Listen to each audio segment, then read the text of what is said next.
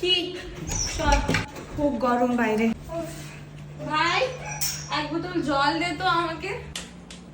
এনে ঠান্ডা জল। বাবা কি ব্যাপার, তুই আজকে আমাকে জল খাওয়াচ্ছিস? আচ্ছা কেসটা কি বলতো, তুই আজকে আমাকে দেখে হাসছিস, জল এনে দিচ্ছিস, কি হয়েছে, কি চাই তোর?